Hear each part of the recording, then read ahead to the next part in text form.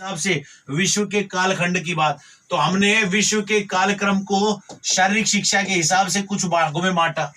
पहला स्वर्ण काल, दूसरा अंधकाल, तीसरा काला युग, चौथा हमने कहा था मध्य युग।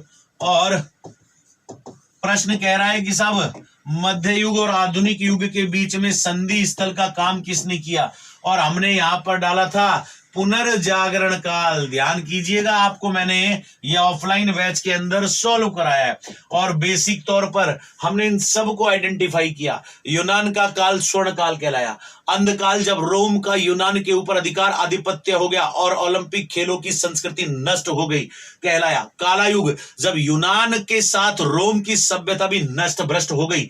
मध्य युग जब ईसाई धर्म ने खेलों को बढ़ावा देने का काम किया। और इसी दौरान एक समय आया जब रिचर्ड शेडमर नाम का व्यक्ति यूनान के अंदर गया और यूनान के अंदर उसने एथेंस की विजिट करी और एथेंस की विजिट करके वहां पर उसने बड़ी बड़ी एप्नीशियंस, पिंडार, बड़े बड़े स्टेल्स और वहां पर उस प्राचीन स्टेडियम को देखा। उसकी आंखें फटी रह गई और यही चीजें जब उसने विश्व में आकर लोगों को बताई तो यहीं से बेसिक तौर पर एक देश जिसका नाम जर्मनी, और जर्मनी ने उस जिम्नास्टिक्स को अडॉप्ट किया जिस जिम्नास्टिक्स को यूनान की संस्कृति का अभिन्न भाग माना जाता था। शरीर के लिए जिम्नास्टिक और आत्मा के लिए संगीत यूनानी ध्येय संस्कृति का एक भाग हुआ करता था। और तीन लोगों का नाम हमने यहां पर पढ़ा था। एक था विश्व की शारीरिक शिक्षा का पितामह जिसे कहा था बेस्डो, दूसरा था जिम्नास्टिक के दादाजी जिसको हमने कहा था सब गट्स मत्स, और तीसरा था सब जिम्नास्टिक का पिता जिसको हमने कहा था लुडविग जॉन। और यहीं से